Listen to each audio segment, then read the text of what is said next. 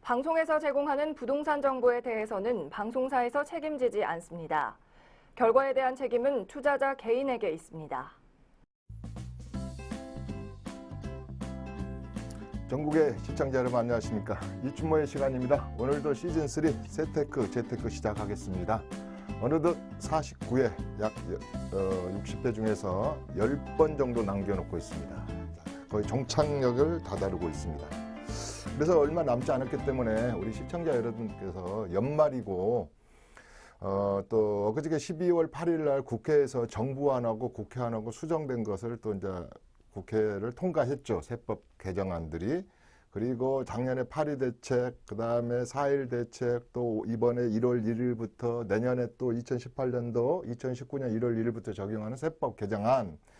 도대체가 헷갈리고 잘못하면 낭패보고, 그래서 오늘은 실수하기 쉬운 부동산 세무 실무 그랬습니다. 그래서 이 세법이 있고요. 저는 실무가 분명히 틀리다고 봅니다. 우리가 공인중개사를 시험을 본다든가 뭐 회계사, 세계사, 간평사 시험을 볼 때 취득세가 어떻고 종부세가 어떻고 양도소득세가 어떻고 이런 그 세법 지식도 있지만 우리 시청자분들이 몸에 탁 와닿는 세무 실무는 틀리거든요. 좀.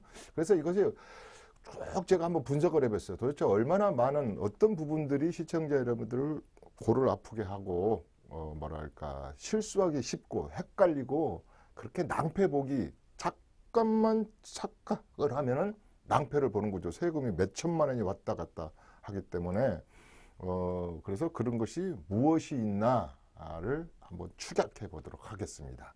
우리가 이제 10회 정도 남았기 때문에 좀 추격해 가지고 그것 중에 대표적인 게 1번이 그 재산을 취득하는 거예요. 이제 재산을 취득하는 거죠. 그다음 자금 출처에 대해서 도대체 자금 출처가 돈이 어디서 났습니까?에 대한 해명 자료 해명해야 되겠죠. 소명해야 되겠죠. 자료에 대한 제출 안내입니다. 이게 국세청에서 탁 날아오면 가슴이 뜨끔합니다. 뭐 우리가 흔히 말해서 제일 무서운 기관이 뭐 이건 조크입니다만은 미국의 CIA도 아니고 뭐 FBI도 아니고 미국의 국세청이 가장 무섭다 하듯이 우리 국세청에서도 이런 거 보니까 재산을 취득했는데 뭐 주택을 취득했는데 증여를 했는데 뭐 상속을 예를 들어서 10억 초과 그다음에 30억 이하를 갖다가 뭐 상속을 받거나 증여를 받았는데 이런 거에 대한 소명이 참 두렵다 이 말이죠. 그래서 재산을 취득하는데 자금 출처에 대한 해명 자료를 제출하십시오. 말이 안내장이지 소명하십시오. 이겁니다. 그랬을 때 이런 것이 우리가 이번 4월 달로 많이 바뀌었잖아요. 4월 2일부터인가 바뀌었습니다. 그래서 과거에는 40세 이상의 세대주가 총 4억에 대해서 주택자금에 대해서는 4억에 대해서 증여 추정을 배제할 거야, 증여로 안 볼 거야, 묻지도 않을 거야, 뭐 이런 개념이었는데 이걸 좀 낮춰버렸어요. 그래서 3억, 그 다음에 30세 이상의 세대주 같은 경우는 2억이었는데 1억 5천으로 낮췄다든지 이렇게 낮췄죠. 자, 자금의 흐름을 어디서 돈이 났는지를 깐깐히 봐가지고 강남에 그 다음에 우리 규제 지역에 집 산 것을 좀 케어팔하십시오. 자금을 어디서 났는지를 묻겠습니다. 또 그것만 있나요? 우리 8.2 대책 때 제일 무서워하는 게 주택. 이거. 주택을, 이제 주택 부분이죠. 이런 거 이제 재산이니까 이거 뭐 땅이든지 집이든지 오피스텔인데 이런 재산이 어디서, 돈이 어디서 나서 이걸 샀느냐 그러지만 특히 우리가 주택을 살 때는 투기과열지구 규제 지역 내에서는 주택에 대한 취득을 하는데 자금 조달, 이것도 자금 조달입니다. 그 다음에 입주 계획서를 3억 이상은 하십시오. 이게 우리 로컬 부동산 사장님들이 하시는 말이 이게 굉장히 무섭다 그래요. 자, 집을 그동안에 막 하나씩 사주고 싶었는데 이제 3억 이상이면 실거래가입니다. 부동산을 쓰는 가격이 주택을 살 때 이걸 철저히 이렇게 해가지고 우리 저 구청에 신고할 때 보면 이렇게 보면 10개 항이었거든요. 근데 앞으로는 지금 이제 앞으로 이런 걸 주택을 요거 자금이 어디서 났냐를 신고할 때는 증여세 그동안에 얼마 받았습니까? 증여 얼마 받았느냐, 증여. 또 혹시 상속받은 거 있으면 이런 것까지 적으십시오. 그래가지고 13, 4개 항을 적어야 돼요. 타임 비율, 자기 자본 비율, 차입 비율, 뭐 은행에서 돈 꾼 거, 그 다음에 전세금에 대한 것을 반환해야 될 것, 그러니까 전세 얼마 끼고 샀느냐에서부터 쭉 이런 거. 그래서 이 부분이 여러분을, 시청자 여러분들을 골치 아프게 하고 이런 것을 기준을 잘 몰랐다가는 헷갈릴 때니까 우리가 올해 4월 2일 이전 기준으로 생각하고 있다가는 큰 낭패를 볼 수 있다. 그래서 이런 거 주택 취득에 대한 자금 조달, 입주 계획서랄지 재산을 취득하는 것들을 잘 해야 된다. 그러면 이제 국세청은 어떤 자료를 이제 엔티스 프로그램도 있다 그랬지만 PCI 소득을 지출하는 거에 대해서 소득을 지출하고 이런 소득이 너가 어디로서 나서 소득을 이렇게 본 것하고 지출한 것을 딱 맞춰라 봐가지고 이게 좀 안 맞습니다. 대변과 차변이 안 맞습니다 했을 때 이런 것을 소명을 못하게 되면 추징을 하겠습니다. 그래서 이게 증여 추징의 배제 기준이 이게 굉장히 우리가 좀 알고 있어야 된다. 그래서 우리가 이제 상적분산 사무처리 규정이 좀 바뀌었다. 이 상속세하고 증여세의 사무처리 규정이 깐깐해졌다. 이렇게 합니다. 그러니까 안 그러면 증여로 볼 거야. 안 그러면 증여로 볼 거야. 이렇게 자금을 소명을 안 하면 증여로 보겠습니다. 이거 우리가 하나 알아들여야 된다면죠. 그래서 자, 첫 번째는 이걸로 했다 이 말이에요. 자, 이제 이것도 헷갈리셨죠, 이제. 그래서 이것을 소명을 못하면 증여로 보겠다 이런 겁니다. 자, 두 번째는 헷갈리기 쉽고 낭패 보기 쉽고 실수하기 싫은 것 중에 대표적인 게 또 하나가 있어요. 뭐냐면 제가 시즌 1에는 시즌 2에는 기본이 1, 2, 3 세금입니다. 이런 말을 한 적이 있어요. 1, 2, 3 세금입니다. 내 집을 기존 주택, 거주 주택을 산 날로부터 1년이 지나서 2년을 과거 거 말이죠. 과거 2년을 보유해 가지고 3년 내에 파십시오. 이게 1, 2, 3 세금이라고 그랬어요. 이게 기초 세금이었어요. 그러나 지금도 이게 유효한 것이 있죠. 비규제 지역 내에서는. 규제 지역을 이렇게 보면 규제 지역이 이제 점점 늘어나서 43개국이 됐는데 투기 지역은 과거부터 10% 중과세율을 가산세율을 받았었어요. 그런데 이제 이렇게 보니까 우리 서울에 25개 구, 수도권 일부, 그다음에 부산 이런데 대구 일부 이렇게 해가지고 진짜 핫 플레이스 지역. 서울만 서울이냐? 우리 지방도 오르는 부동산이 있어. 많이 올라. 서울 당신네들이 6배 오른 것도 있다며 우리도 핫 플레이스 지역은 많이 올랐어. 전체가 다 규제 지역이에요. 규제 지역. 조정 대상 지역 이런 말 들으셨잖아요. 그 지역 내에서는 미안하지만 이건 인정하지 않을 거야 그래요. 많이 들으셨죠. 이제 앞으로 이렇게 여러 가지 이 세금은 이 기초적인 이런 컨디션 요구 세금은 비규제 지역 내에서 비규제 지역 내에서는 통하지만은 요 43개 지역 내에서는 이것을 무시할 거야. 그런 거. 여기서부터 긴장해야겠죠. 특히 이제 우리 서울의 시청자 여러분, 그다음에 부산에 제가 이제 뭐 조정 대상 구역을 43개를 지금 뭐 나열할 수는 없죠. 그러면 이제 대부분 다 알잖아요. 뭐 이번 안양 같은 데는 우리가 동안구가 들어갔고 또 규제 지역에서 빠진 부산은 기장군인가가 빠진 적도 있고 그래서 이제 그 지역 낼 때는 아주 긴장, 어텐션 해야 된단 말이에요. 그래서 이 세금이 아니다 이 말이에요. 이런 것도 3년인데 2년으로 바꾼다든지 여러 가지가 이제 바꿔졌다 이 말이에요. 그래서 이 세금에 대한 것을 비규제 지역은 그대로이지만 규제 지역 내에서는 이 개념을 싹 없애야 되는데 싹 없애야 된다. 이런 뜻입니다. 그것을 제일 많이 이제 헷갈린다. 그러면 이제 이것을 좀 더 이렇게 해보면 1번이 이것을 좀 해보면 거주 요건을 추구했다 이 말이에요. 이제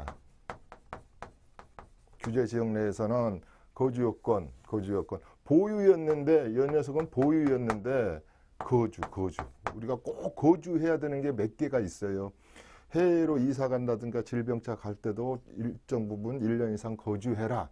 그 다음에 우리 주택임대사업자로서 거주주택을 종전주택을 비과세 받기 위해서는 그 녀석 집에서는 거기서는 2년간 꼭 뭐 거주해라. 그때도 있었어요. 그때도 있어. 그런데 이제는 여러 가지로 거주 요건을 이게 명시했단 말이야. 거주 요건을. 그러니까 지방의 시청자분들 중에서 특히 지방의 시청자분들 중에서 두 가지를 염려해야 됩니다.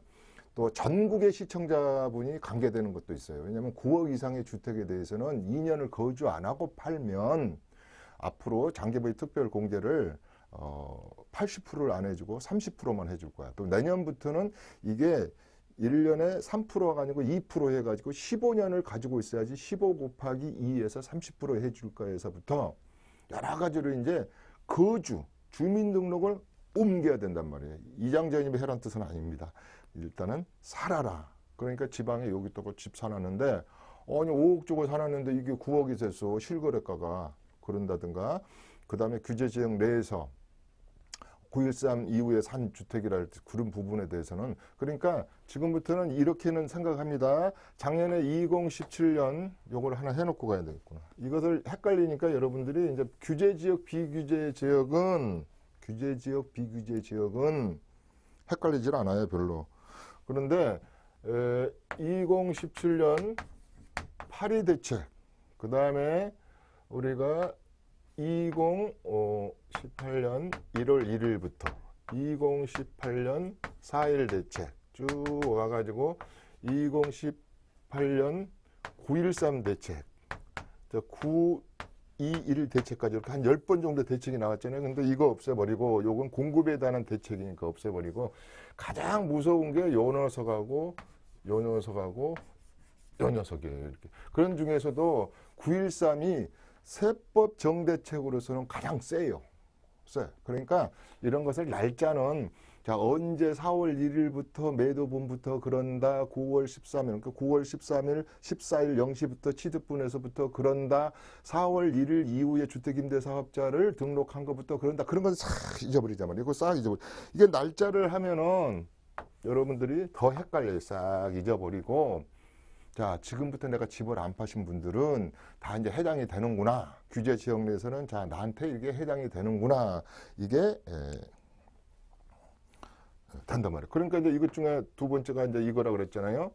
3년 동안 내가 집을 양다리 걸쳤으면 3년 이내에 기존 주택을 팔았으면은 1세대 1주택으로 간주하거나 그랬는데 여기 딱 뭐라 그러면 중복 보유 허용 기간을 단축시켜봤어요. 중복으로 양다리 걸친 것을 허용해 주던 것을 얼마나 3년을 해주던 것을 이걸 단축을 해버렸어요. 얼마만으로 2년 이내에 24개월 이내에 팔아라 이런 것도 있죠. 또 있죠. 1세대 1주택자가 로또 청약에 당첨이 됐어요. 그러면 입주 개시일로부터 6개월 이내에 팔아라 뭐 이런 것도 있잖아요. 각서 쓴다 그러잖아요. 각서 쓴다. 그건 이제 나중 일이지만 이런 것을 중복으로 이렇게 했던 것을 양다리 걸쳤던 것을 빨리빨리 파세요. 2년 이내에. 그동안은 3년 받았는데요. 12개월 더 이상 안 받죠. 그러니까 24개월 내에 파세요. 이제 이런 뜻입니다. 그 다음에 제일 중요한 게 다주택자에 대한 이게 중요해요. 이게 3번을 크게 쓰겠다. 다주택자에 대한. 다주택자는 1세대 1주택을 벗어난 2주택자부터 다주택이죠. 다주택자에 대해서는 요 규제 지역 내에서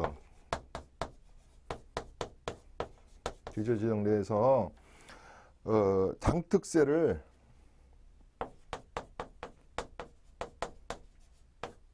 배제하겠다. 언제부터? 올 4월 1일 이후 양도분부터. 근데 이것도 잊어버리라고 해서 이제 양도분부터. 이게 다른 말로 네 글자가 세금 폭탄이라는 거예요. 세금 폭탄. 자, 왜 그럴까요? 1세대 1주택은 쉬운 말해서 9억 이하고 내가 부동산에서 계약서 쓴 실계약하게 이해하고 과거에 이렇게 2년 이상 보유했으면 세금 안 내도 됩니다. 신고할 필요도 없다 그랬어요. 그런데 2주택 가진 분들은 그동안에 10년 가지고 가지고 있었으면 이제 그 30%까지는 장기보유 특별 공제를 했거든요. 세액에서 공제를 했어요. 세금에서 1억이 세금이 나왔다 그러면 3천만 원 내지 마세요. 이렇게 공제를 해주는데 그거 없애버렸어요. 이제 그거 없애버리고 특히 여기서 이제 뭐 분양권까지 포함이죠. 분양권까지 포함, 입주권까지 포함. 그거 없애버리고 그걸 없애버렸어요. 없애버리고 저 분양권 말고 있죠. 입주권 포함. 자, 없애버리고 여기다가 규제지역 내에서는 2주택은 10%포인트, 그 다음에 3주택은 20%포인트 이렇게 하다 보니까 우리가 5억 초과다. 이게 양도소득이 캐피탈 게인이 5억 초과된 거 부분은 68%대 세금이란 말이에요. 68%대. 그러니까 보십시오. 장기보유 특별 공제도 안 해줘버려. 그게 가장 큰 건데 세제 혜택 중에서 그거 안 해줘버려요. 그 다음에 이 추가 세율, 중과세 세율을 또 10%포인트에서 20%포인트까지 또 이렇게 엎어. 과거에는 6단계인데 이제 또 이게 우리 양도소득세 구간이 우리 6%에서부터 42%까지 하나를 더 늘렸잖아요. 자, 이 말은 무슨 말이냐면 장기보유 특별보다 안 해주고 중과세율이니까 세금이 68%에서 이것저것 하고 나는 취득세도 냈고 필요경비도 있었고 이자도 냈고 그 집 사는데 중개수수료도 냈고 종부세도 냈고 자산세도 냈고 또 기회비용도 없었고 꼴 내가 2, 3억 투자했잖아요. 그 돈을 은행에 갖다 놔도 뭐 요새 막 아무리 1% 이상은 줄 거 아닙니까? 이런 것까지 다 합하면은 국가 당신이 다 가져가시오 이런 뜻이 되니까 안 파는 거예요, 사람들이. 규제지역 내에서 팔 수가 없는 거예요. 이게 교각사루라고 그러잖아요. 이걸 부동산을 잡는 데까지는 좋았단 말이에요. 그런데 전체 부동산 판이 이게 문제가 될 수 있다. 교각사루. 그러니까 전부 다 증여해버리거나 특수관계인과 거래를 해버리는 거라 그냥 홀딩하고 있는 거예요. 종부세 올렸다고요? 계속 올리려면 올리세요. 그러고 이게 너무 이렇게. 거기에다가 우리도 또 재건축, 재개발은 다른 공적 규제가 있잖아요. 뭐냐면 조합원 자격을, 승계 자격을 안 주다는 등 이런 거에서부터 여러 가지. 그래서 가장 3번이 이 다주택자에 대한 규제 지역 내에서 이 장특세를 배제시켜 버린다. 30%도 안 준다. 아예 안 준다. 이게 세금 폭탄이다. 이게 3번이 가장 우리가 중과세율이다. 우리가 4월 1일부터 양도분 분들은 이렇게 한다. 그래서 우리가 4월 1일 이전에 파세요. 존말할 때 파세요. 이런 말이 있었잖아요. 근데 그 당시 발표하고 나서 한 6개월밖에 안 남았었어요. 시간이. 그런데 하다니까 4월 1일이 지났잖아요. 그래서 뭐 4월 1일이 기점이 굉장히 중요한 게 많아요. 여기 4월 1일이. 자, 4월 1일 기점으로 우리 옛날에 단기 일반 임대하고 장기 일반 임대주택 사업자, 임대주택 사업자도 앞으로는 8년 해야지 여러 가지 혜택 줍니다. 앞으로 5년짜리는 거주주택에 대한 비과세만 줄 겁니다. 그래가지고 4월 1일을 굉장히 중요시 했잖아요. 근데 우리 4월 1일이 지났어요. 또 9.13 대책도 지났어요. 하다 보니까 잘 안 돼요. 또 이춘모 재테크 재테크를 얼마 전에 볼 시간도 없었어요. 신문에 난 얘기 이렇게 했는데요. 그건 뭔 말인지도 모르겠어요. 그러다 보니까 지났단 말이에요. 그렇지만 지금도 낭패보기, 헷갈리지 않는 세법을 머릿속에 딱 담고요. 정신을 바짝 차리고 플래닝을 짜가면 뭐 호랑이한테 물려가도 뭐 산다면서요. 자, 뭐 국세청이 호랑이보다 무섭다고는 합니다. 옛날부터 그랬어요. 옛날부터 조선시대부터도 그렇고 노마시대에도 그랬고. 자, 그렇다. 아무튼 이것이 세금 폭탄이다. 그러니까 어떤 사람들은 문제냐, 비규제 지역에 있든 규제 지역 내에 있든 3주택자, 우리 종부세를 말해보면은요, 규제 지역 내에서 2주택자, 그럼 종부세 올랐잖아요 많이. 그런 거에서부터, 그러니까 다주택자 분들은 집을 앞으로 살지 마세요. 제발 좀 팔아주세요. 두 번째, 서울 거주자가 다른 말로 말하면 규제 지역에 집이 한 채 있는 사람이 또 규제 지역에 있는 집을 사면 안 됩니다. 이런 건 괜찮아요. 결론적으로 말하면 서울에 이미 규제 지역 내에 집이 하나 있어요. 근데 비규제 지역 내에 저 안성이나 안산이나 예를 들어서 비규제 지역이 많잖아요. 수도권에도. 우리 수도권에 28개의 시가 있고 3개의 군이 있어요. 31개 시군으로 이루어져 있거든요. 이 중에서 규제 지역이 아닌 곳에 집을 사는 건 괜찮아요. 괜찮아. 그렇기 때문에 또 이런 것도 있어요. 규제 지역 내에 집이 한 채가 밖에 비규제 지역 내에 집이 한 채가 있었는데 규제 지역 내에 서울에 집을 한 채 사는 것은 다음에 세금을 계산할 때 틀린 점이 있어요. 많이 비과세 해주는 규정들이 꽤 있어요. 근데 이제 이건 헷갈리니까 가만히 접어두시고 아무튼 서울에 집 있는 사람이 서울에 사고 다시 규제 지역 내에서 규제 지역 내에서 집을 또 사거나 주택임대사업자로 묶어로 혜택을 안 준다. 그럼 이렇게 하면 이해가 가셨죠? 왜 정부에서 제발 좀 규제 지역 내에서는 집을 팔거나 더 이상 집이 사지 말고 1세대 1주택화 해놔라니까 이러거든. 그러면 다시 말합니다. 지금 1세대 1주택자들은 규제 지역이든 비규제 지역이든 9억 이하는 괜찮아요. 근데 이제 여기서 다음에 할 얘기가 3번이 내 집이 규제 지역에 내에 있든 서울에 없든 서울 시내에 있든 이 9억이라는 개념이 9억이라는 이건 실거래가라고 그랬어요. 실거래가.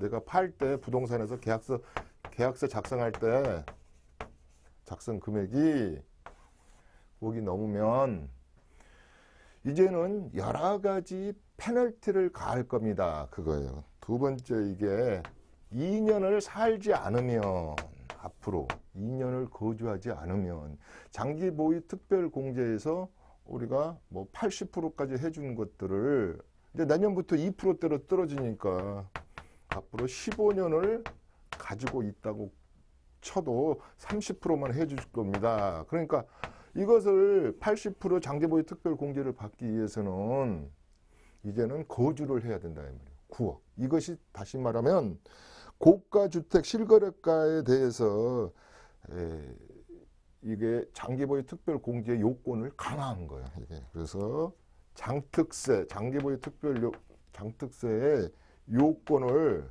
2년을 거주해라 가지고 강화시켰단 말이에요.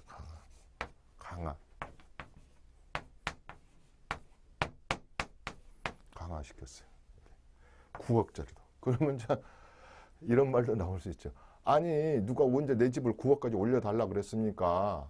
또 가만히 있으니까 9억 이상이 넘었잖아요. 그리고 요새 물론 이런 말씀만 드리지 않으면 요새 웬만한 서울의 집들은 물론 뭐 중위권 가격은 아직도 5억대, 6억대, 7억대, 8억대도 있지만 웬만한 강남은 9억짜리 아닌 집이 어디 있습니까? 이런 거예요.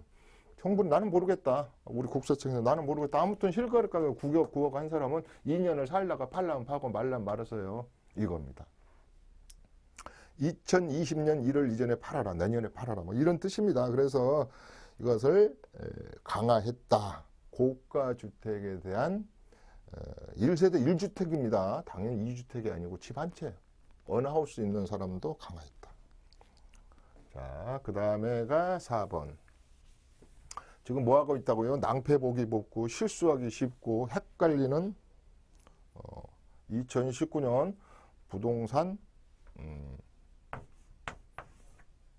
세법 개정안에 대해서 하고 있다. 4번은 이제 신축주택 임대사업자 신축주택이랄지 이거 신축주택을 2018년 12월 31일까지 해가지고 양도소득세를 감면한다. 물론 이제 농특세는 20%는 내야 되지만 뭐 그런 거에서부터 주택임대사업자에 대한 것을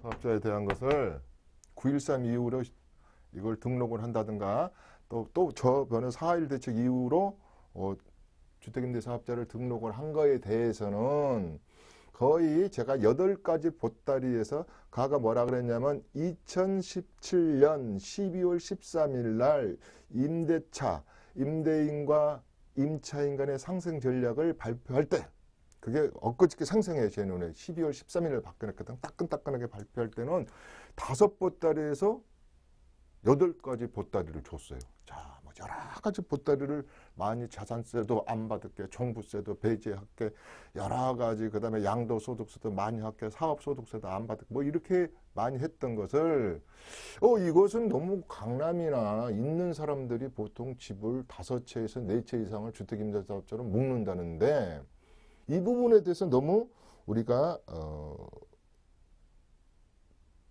부자들을 봐주고 있지 않느냐. 그래서 아이고 정부에서 여러 가지로 주택임대 사업자에 대해서 세제 혜택을 대폭, 조금 줄이는 게 아니라 대폭 줄였다, 이런 거예요. 그러면 이제 우리 시청자 여러분들 중에서 앞으로 주택임대 사업자를 묶으실 분이나, 그 다음에 이미 이제 주택임대 사업자를 과거에 우리가 묶으신 분들이 있어요. 보통 저희 고객이랄지 저희 시청자분들 중에서 올해 5년차 되신 분들도 많아요. 그러면 그거 바꿔 타는 법이랄지, 5년이 끝난 다음에요, 그거 나 이제 안 할래 하고 구청에 신고 안 하면 가태료 나와요. 아유, 임대 기간이 끝났으니까 나 그만하려고 냅둬버리잖아요. 아이고, 뭐 내가 사업자 등록증을 지가 알아서 죽겠지. 그런데 그거 없애놔야 되잖아요. 안 그러면 가태료 물어요. 그러니까 이런 거에서부터 이제 많은데, 아무튼 이렇게 생각하시면 돼요. 이건 이제 많이 했으니까 이제, 그렇구나. 이 속에 디테일한 게 얼마나 많이 숨어져 있겠습니까? 그 다음에 이제 우리가 그 분양권, 여기 하나 나오네. 여기 올 1월 1일부터 분양권 파는 것은 전번 시간에도 얘기했지만 10년을 가지고 있든 2년을 가지고 있든 무조건 이제 55% 세율이다. 단일 세율로 바꿨다, 분양권 팔 때는. 앤드 종부세율이 업됐다. 우리 6개 단계거든요. 6개 단계인데 7개 단계로 하나 더 늘려가지고 늘렸다. 종부세 얘기하니까 한 가지 얘기를 해야 돼. 여기서 시청자 여러분들 퀴즈 들어갈까? 우리 1세대 1주택이 이 종부세에서는 틀려요. 우리는 양도소득세를 낼 때는, 이것 좀 해드리고 갈까? 헷갈리니까 그래요. 이것도 양도소득세를 낼 때 1세대 1주택은 부부가 주택이 있는 것을 합산해가지고 우리 임대소득이랄지 1세대 2주택이냐 3주택이를 따지거든요, 양도소득세를. 그런데 종부세는 1세대 1주택 개념이 틀려요. 아다시피 인별로 가세하잖아요. 인별로. 부인 거, 배우자 거 따로, 우리 자식 거 따로, 같은 세대원이라 하더라도 내 거 따로따로 인별로 하니까 1세대 1주택이 틀려요. 근데 여기서 1세대 1주택은 9억까지, 그 나머지는 6억까지잖아요. 자, 누구는 9억까지 1세대 1주택을 봐주고 누구는 왜 6억만 봐줄까, 이런 생각을 가질 거예요. 그러니까 틀리다 이 말이에요. 양도소득 쓸 때 적용하는 1세대 1주택하고 종부세를 가세할 때, 종부세는 그렇죠. 60세만 넘어도 오는 걸 많은 걸 토해내네요. 60세만 넘어도 나이 많이 들었으니까 우리가 세금을 할인해 준다 이 말이에요. 그 다음에 5를 가지고 있어. 5년 동안 10년 가지고, 앞으로 이제 바뀐 게 15년이 가지면 50%까지. 그러니까 중복 규제, 중복을 할인해서 받을 수 있어요. 종부세만. 그런데 이게 70세 이상, 70%를 넘을 수 없다.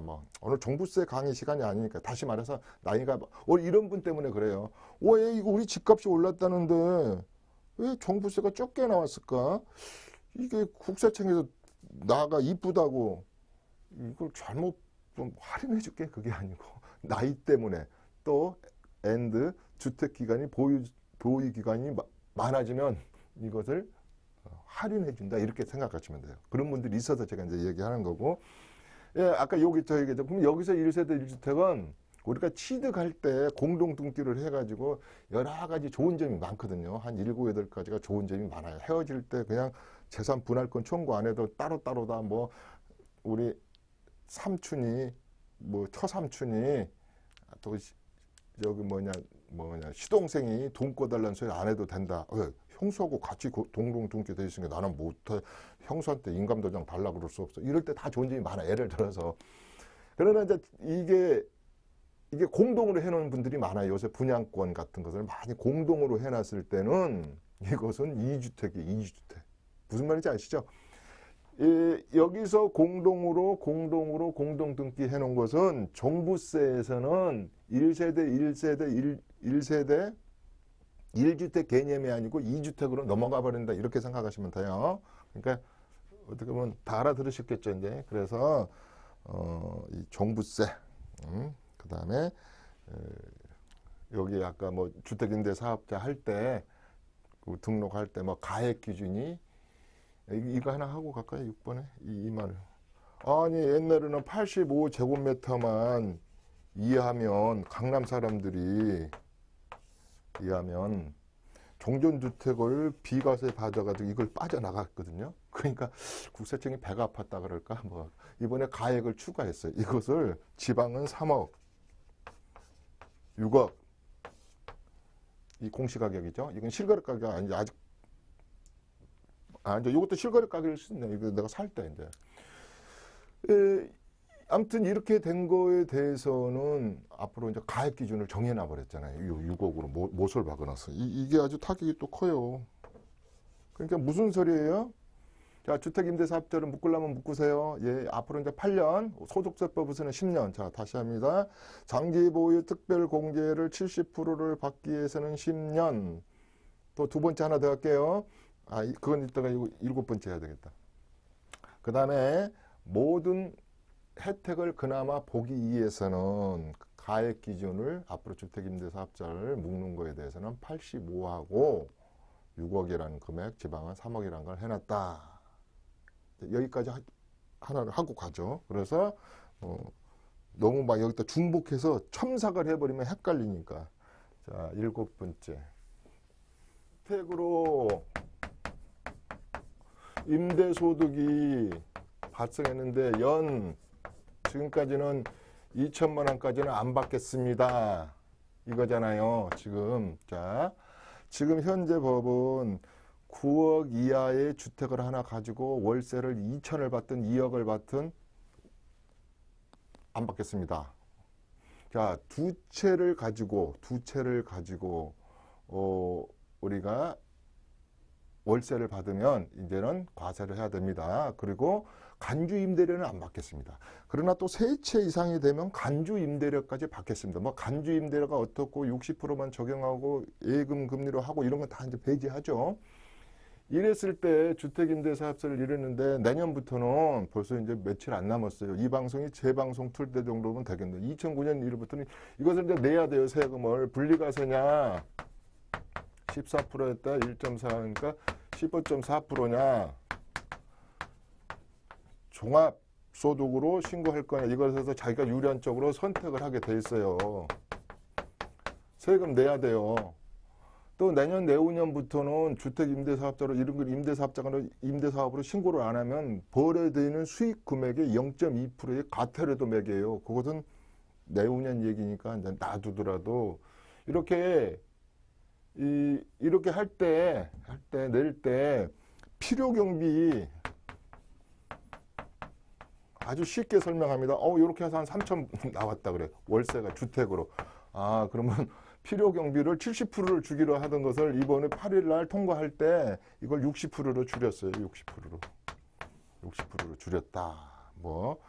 그 다음에 아예 등록을 안 한 사람은 50%다. 이렇게 해가지고 이런 필요경비를 공개해 주던 것을 필요경비를 인정해 준 것을 줄였어요. 등록하면 60%, 임대소득 분리과세 했을 때 등록하면 60%, 미등록자는 50%만 인정해 준다. 이런 뜻이에요. 자, 이런 것을 보면은 그러니까 정부에서 얼마나 많이 주택임대사업자라 할지 이런 걸로 과세를 하려고 하겠느냐 이 말이에요. 그러니까 제가 이런 말을 했어요. 제가 어떤 얘기를 했냐면 약 700만 채를 갖다가 임대를 한대요. 주택으로 임대하고 있는데 아니 여기에 500만 채는 200만 채는 성실이든 불성실이든 그런 대로 공부상에 잡혀가지고 임대소득을 내고 있군. 연 5%만 받고 있군. 이분은 주택임대사업자로 등록해가지고 연 20분의 1, 5%씩만 올리고 잘 지금 세금을 내고 있군. 근데 이게 505만 채. 약 500만 채는 요게 그러니까 한 28%든 72%대 73%냐 이런 얘기도 하는데 아무튼 이 500만 70% 이상이 공부상에 가표가 안 접혀 있으니 이 누락된 세금은 지금까지는 봐줬습니다. 좋습니다. 봐드렸습니다. 화끈하게 봐드렸습니다. 근데 이제는 화끈하게 이제 바뀌었습니다. 그게 그 유명한 이게 시간이 없으니까 그럼 자세히 저번 시간에도 좀 한번 해드렸죠. 내가 우리가 렌탈 하우스에 대한 그다음에 임대 정보에 대해서 시스템을 완전히 삼형제가 갖췄다 그랬잖아요. 이러니까 지금은 이제 화끈하게 바뀌었습니다. 그래서 이게 소명제를 잘해야 되고, 제가 뭐라 하면 표준계약서로 성실하게, 우리 동사무소에 가면 석장짜리 줍니다. AB형이 있거든요. 그런 거 잘해서 이걸 잘해야 된다, 이런 뜻입니다. 그래서 전번에 내가 상속세 정리할세 할 때 우리 상징법의 저가 양수도 차입거래 뭐 이런 얘기도 다 했는데, 우리가 제일 많이 헷갈리는 것이 이런 것은 이제 또 한 번 할 기회도 있지만 더 헷갈린 것이 뭐냐면, 양도소득세를 내야겠다. 뭐 내가 올랐으니까 낼 거야. 나는 대한민국 애국자고. 양도소득세, 캐피탈 게인세죠. 소득세를 내야 돼. 딱 6%에서부터 42% 구간까지 7단계 세금이라면서 내야 되는데, 우리가 단계적인 세법은 내가 이런 말씀을 하고 싶습니다. 아까 우리가 보통 우리 그 10억이 초과돼 가지고 또 그 30억 이하의 이 상증법에서도 10억 초과, 그 다음에 30억 이하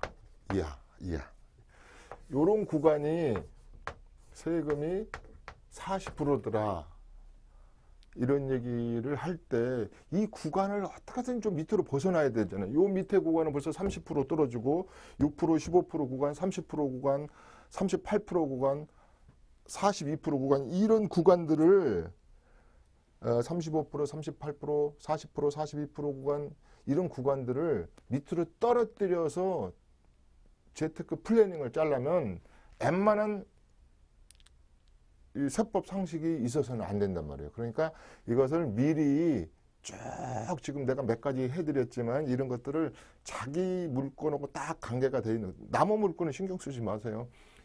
잘 이걸 달력에 적어놔라 그랬잖아요. 그래서 아까 제가 말하는 그 우리 재산 취득에 대한 자금 출처에 대한 것도 좀 척척 해놓고, 우리가 아무리 슈퍼 미치고 재산이 100억, 50억 있는 분들도 재산의 종류가 그렇게 많지는 않아요. 뭐 어떻게 보면 뭐 쌍문동의 집 한 채, 뭐 봉천동의 재개발 하나, 뭐 강남의 재건축, 뭐 또 상가 막 이렇게 해서 수없이 가지고 있는 분들은 없어요.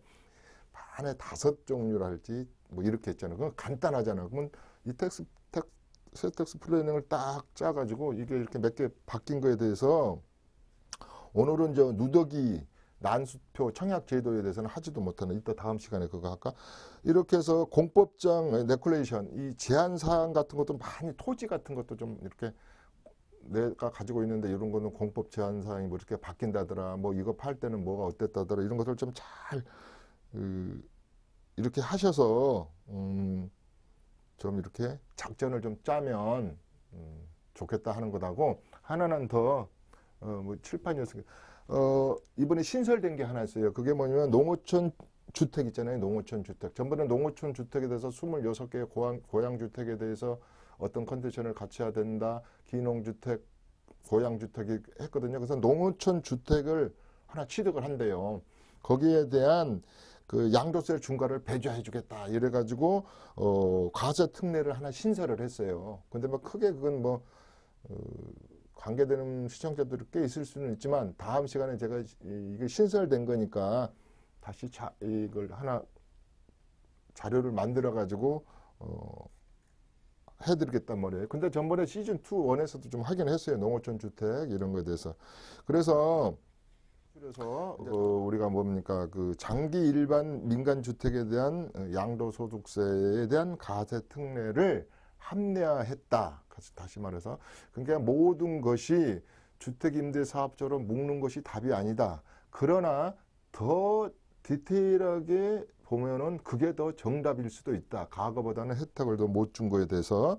그 다음에 아까 농어촌 주택에 대해서 뭐 이렇게 과세 특례가 하나 신설됐다는 거 하나 놔두더라도, 그 다음에 우리 임대소득세 낼 때 내년부터는 이제 누구나 주택에 대해서 임대소득이 있는 사람들은 신경을 써야 됩니다. 그랬을 때 등록했느냐 미등록했느냐에 대해서 필요경비 처리해주는 그 세율이 틀려졌다. 이거 하나를 보시는 것하고 이번에 종부세에서 국회를 정부안하고 통과하면서 하나 틀려진 점은 그 세부담 상한액을 처음에는 150%에서 300%로 할 거야. 3주택자 조정대상 지역이 2주택 이상자들에서 할 거야. 그거를 200%로 100% 깎았더라고요. 뭐 그건 뭐 크게 중요한 건 아니니까. 그래서 여러 가지 제가 이제 몇 개를 쭉 이게 뽑아 봤는데 아까 말한 대로 제일 중요했던 이게 지웠지만은 1, 2, 3 세금 체제가 바뀌어졌다는 것하고 이제 그곳은 비규제 지역에서는 그대로 한다는 것하고 제발 내가 규제 지역이 아니 작년 8월 달까지는 투기 지역이란 말은 들어봤는데 무슨 조정 대상 지역이란 게 갑자기 튀어나오고 옛날부터 있었던 말이지만 이제 몸에 피부로 와닿잖아요. 이런 것이 나오다 보니까 여러분들이 굉장히 이제 헷갈릴 수가 있어요. 기존에 생각하던 세금하고 특히 이제 서울 사람들하고 아까 제가 수도권에 규제 지역 대상 지역에 있는 분들은 그렇다 이런 얘기를 했습니다. 그 다음에 아까 첫 번째 지금 트신 분들을 위해서 이 칠판에도 없으니까 얘기하는 거예요. 그 다음에 두 번째는 아까 자금 출처에 대한 그거 좀 굉장히 강화됐기 때문에 이런 것들을 좀 더 뭐랄까 그 좀 소명 자료를 잘 좀 준비하자 이런 뜻으로 이야기를 했습니다. 그래서 오늘 뭘 했냐면 이제 앞으로 한 60회, 57회나 8회 때 전체 종합적인 건 다 한번 할 거예요. 그래서 오늘은 상속세 증여세에 관한 것은 전번에 100분을 해드렸기 때문에 헷갈리는 거에 대해서는 아직 여기에 넣지를 않았거든요. 그러면 자 이렇게 정리를 한번 하고 가죠. 자, 1번 가장 많이 헷갈리고 제일 많이 바뀐 것은 주택 부분이라고 그랬어요. 주택 부분. 여러분들이 봤듯이 많이 바뀌었잖아요. 헷갈린 부분. 두 번째는 주택을 사고 팔 때 분양권이라 할지 입주권이라 할지 양도양수에 대한 규제가 눈퍼렇게 살아있잖아요. 우리 분양권에. 그 다음에 세 번째가 아까 한라더만 이거 청약 제도가 많이 바뀌었다는 거예요. 무주택자 중심으로 바뀌었다 그랬잖아요. 좀 헷갈리는 거 합니다. 아까 세율도 바뀌었지만 요 분양권을 사거나 파는 거 입주권, 재건축, 재개발 말하는 겁니다. 이거 양도, 양소, 조합원을 자격을 내가 있을까 없을까 팔아먹을 수 있을까 하는 규제가 파리 대책에서부터 4.1 대책에서부터 심각하게 이게 지금 발전돼 왔다 이렇게 보시면 돼요. 주택. 그 다음에 4번은 이제 기타는 뭐냐? 기타는 우리가 토지라 할지 상업용 부동산에 대한 세법에 대한 개정에 여기 저 하나밖에 없구나. 안 바뀌었다고 보시면 돼요. 안 바뀌었다고. 하나만 바뀐 거예요. 하나만. 내년에 뭐가 바뀌었냐면 임대사업자로 상가나 빌딩을 임대해가지고 연 7,500만 원 이하의 수입자 임대료가 이거에 대해서는 법인세든 소득세든 5% 깎아준대요. 5%. 이것만 바뀌었지 이렇게 안 바뀌었어. 그러면 결론적으로 이런 것은 안 바뀌었거든. 토지부. 그러니까 이거에 관한 것만 이렇게 된 거예요. 근데 이것이 아다시피 청약에 관한 거, 주택에 관한 거, 이건 애정주택이라고 했잖아요. 애정주택 하나 사는 거에서부터 지금 가지고 있는 주택권, 앞으로 살 것, 팔 것, 살 것. 그러면 요 규제가 90%단 말이에요. 90%. 이것은 왜 그래요? 주택값을 잡으려다 보니까 이 부분을 계속 디펜스적으로 정책 세금을 내놔야 되잖아요. 그러니까 그냥 우왕좌왕 세금이라고 할 수도 있고 갈팡질팡 세금이라고 있고 헷갈리는 세금이고 누더기 세금이고 이제 이렇게 된 거예요. 그러면 제가 이제 오늘 이 시간에 하고자 하는 것은 더 있습니다. 뭐 몇 가지들이 뭐 종부세에서부터 종부세 얘기는 뭐 어차피 정부에서 우리가 부과하는 거니까 뭐 내라는 대로 내는 거고 우리가 뭐 솔직히 말해서 상속세고 재산세가 낼 것 없으면 물납제도라는 게 딱 상속세하고 재산세가 있거든요. 재산세가 많이 나왔다. 나 현금 없어요. 물납으로 가져가세요. 상속세 너무 많이 나와서 안 팔려. 아버지가 상속해 준 게. 그런 물납제도, 연부 연납제도가 있는데 우리 물납제도는 그런 것이 있는데 예를 들어서 그런 제도를 알 것이 그런 것은 아까 말한 대로 별로 안 바뀌고 똑같다 이 말이에요. 그런 것은 가거나 책임이나. 근데 이것만은 이렇다. 그러면 이제 결론이 어떻게 나야 되겠어요? 앞으로 집을 살 사람, 집을 이 헌집을 낡은 주택을 팔고 새 집으로 이사 가실 분, 그죠? 그 다음에 조금 있다가 자녀분들에게 이런 재건축 재개발을 사주실 분, 그런 분들은 뭣도 신경 썼어요? 재초안, 재건축 초과 이득 한수에 대한 것도 좀 이단지를 사면은 그런 거에서부터 모든 주택에 대한 세금의 정책 대책이 앞으로도 11번, 12번, 13번 이렇게 또 교각사로 타이트하니까 좀 풀어지는 세금 앞으로 계속 지금 문재인 정부가 20개월인데 앞으로 40개월 동안 또 많이 나오겠죠. 또 다른 정부도 많이 나오겠죠. 그래서 제가 당부하고자 하는 것은 이춘모의 세테크 재테크에서는 다른 것은 말고 주택에 관련 세금은 아까 쭉 말했잖아요. 오피스텔도 준주택이니까 주택 관련 세금이잖아요. 그것도 실거래로 실거주로 쓰게 되면 주택, 2주택에 다 들어가니까 이 세금만큼은 좀 달력에 적어놓고 꼭 팔기 전에 한번 우리 운동하기 전에 몸 풀듯이 컨디션을 내 조건이 맞나. 이 지금 부동산에서 도장 찍으면 이제 끝나는데 이런 세금 문제가 제발 내 컨디션하고 맞나. 이렇게만 보면 그러면 두 분 정도는 발 뻗고 자도 돼요. 규제 지역에 있든 뭐든 부동산에서 파는 가격이 9억 이하고 1세대 1주택이고 2년 이상 가지고 있었고 그러면 뭐 이 방송 세테크 들을 필요도 없어요. 또 무주택자는 이제 나는 가는 거 이제 내가 문서 하나 잡는구나. 그러면 그건 아픈 나중 일이니까 내가 공동등기를 할까 이 정도 고민이고 어디에 청약을 받아야지 오를까 어떻게 하면 내가 84점에 가까운 쪽으로 이 점수를 올려가지고 당첨 기회를 높일까 이런 것만 걱정하는 돼요.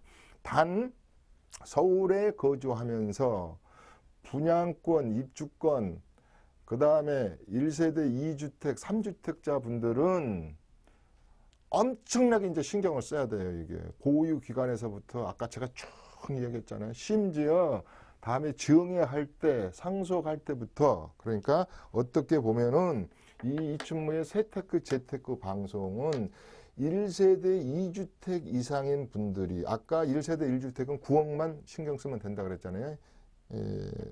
가지고 계신 전국에 또 고양주택까지 포함해서 가지고 있으신 시청자분들은 좀 더 관심을 갖고 세테크 재테크 프로그램을 좀 눈여겨서 봐주시길 바랍니다. 다시 보기도 보고. 자, 오늘은 이춘모의 49회 낭패하기 헷갈리기 쉬운 저도 헷갈려요. 부동산 실무에 대해서 이렇게 좀 경각심을 드렸다. 이렇게 보시면 되겠습니다. 50회에서 다시 우리 이춘모의 세테크 재테크 더 좋은 내용을 가지고 찾아뵙도록 하겠습니다. 여기서 마무리하도록 하겠습니다. 감사합니다.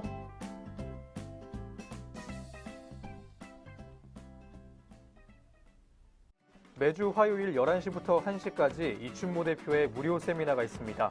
삼성역 1번 출구 해피하우징 교육원에서 열리고요. 부동산 절세 세무 전략과 보유부동산 세판 짜기를 주제로 강의가 진행됩니다. 예약 문의는 026344-7558번으로 해주시면 됩니다.